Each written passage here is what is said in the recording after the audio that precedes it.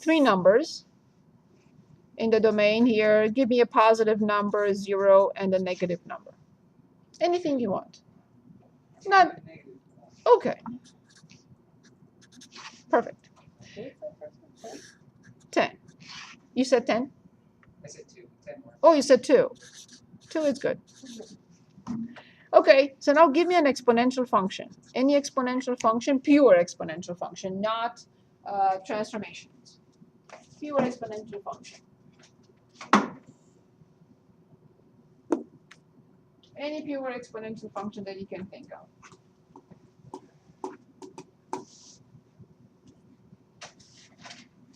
Okay, 3 to the x.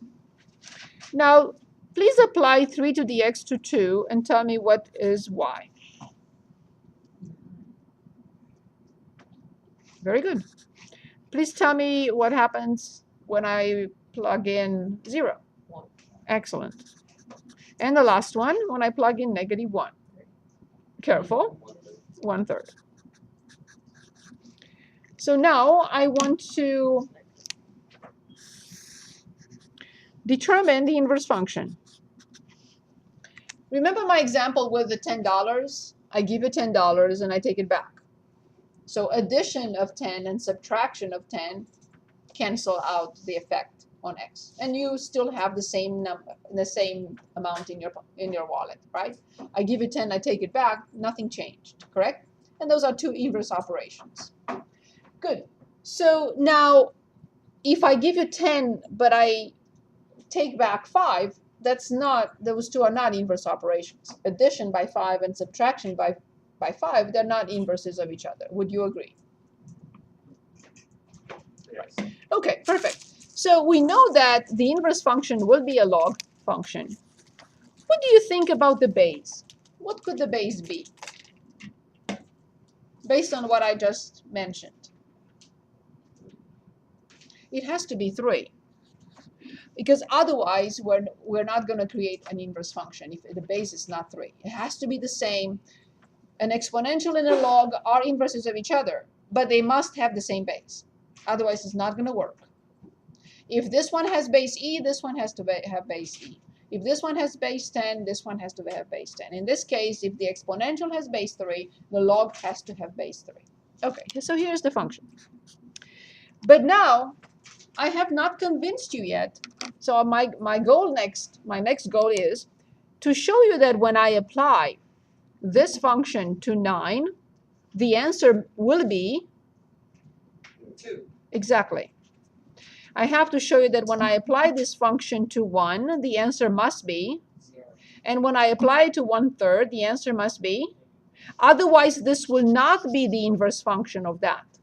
If I can't show you that when I apply to these 3, I don't get the corresponding ones where they came from, respectively 2, 0, -1, this is wrong. So here's how I'm going to convince you, hopefully, that this is correct.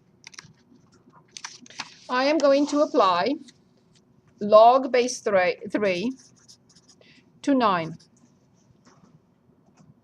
and see what we have. I have no idea what it is, but I know that a log equation can be changed into or replaced by an exponential equation. An exponential equation, which is, what will you say? 3 raised to whatever. 3 raised to whatever equals 9. Awesome. So now let's think deep. What could I raise 3 to get 9? 2. Of course.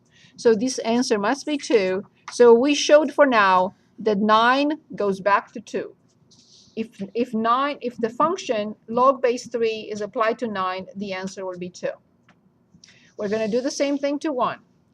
Log base 3 of 1 is unknown to us for now, but we know that we can change this log equation into an exponential one. And what do I write? Whatever equals 1. So now let's think. I raised 3 to what number to get 1? 0. It must be 0. So we know now that 1 goes indeed back to 0. let's try also 1/3.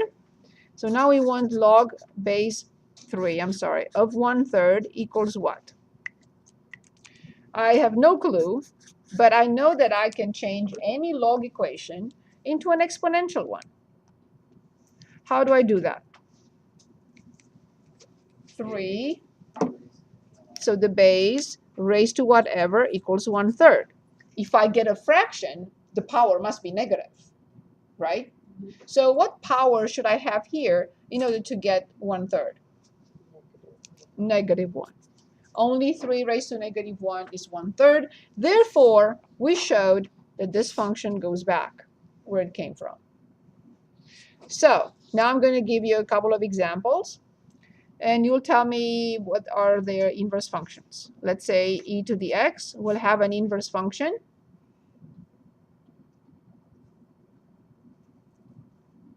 Are we working on the same thing?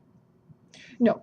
So Okay. these are just a couple of questions to make sure that we understood inverse functions between exponential and log. Yes? I'm sorry, what exactly is that exponent minus 3 up there?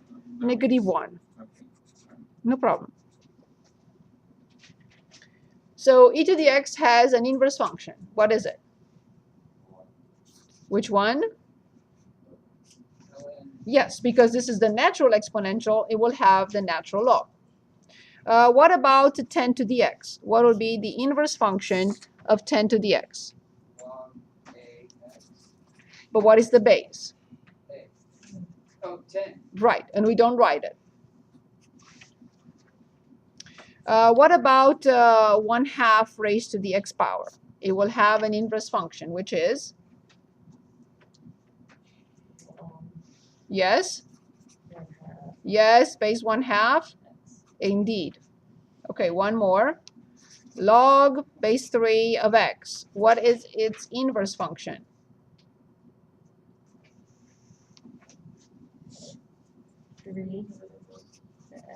Very good. Awesome. Awesome. Well done. Okay. I'm going to look at a couple of problems and then we'll stop. So these problems are on page 490. And I'd like to start with 77 on 490. And this is f of x equals log of 2 minus x. In this particular problem, we are only asked to find domain. We're not asked to touch the function. We're not asked to do anything to the function. What do I have to write and solve in order to determine the domain of this function? I thought it was always going to be negative. That's the range. Very good. Very good. So let's take a look. Now we can go back. Can anyone tell us what function is this? Yes, but what is it? Log base 1/2 of x, right? What is its domain? 0. Exactly, to infinity. Perfect.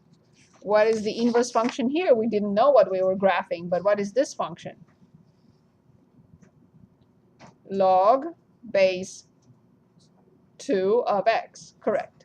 So what is the domain of this function?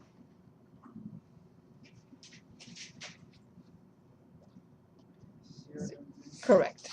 So as we mentioned, log is not a friendly function. We have to worry about it. So what is log applied to in this function? Log is applied to, let's read it. It's applied to what? X. No. Log applied to x will look like this. This is log applied to x.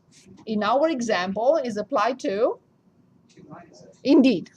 So what type of number 2 minus x must be in order for the function to exist?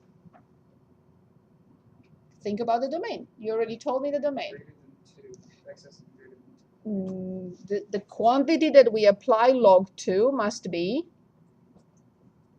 Positive. Exactly. The quantity we apply log to, whatever the quantity is, it's the same thing with the square root of x plus 2. what do I have to write for the existence of this function? I have to write that x plus 2 must be, or, exactly, the same thing here. Because the radical is applied to this quantity, so therefore that quantity must be greater than or equal to 0. That's why I was asking, log is applied to 2 minus x. Therefore, 2 minus x has to be positive. How do I solve this inequality?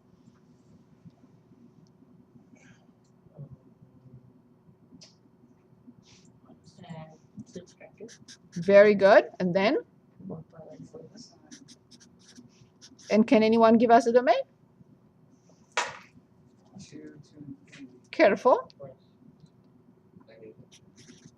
That's it. That's it.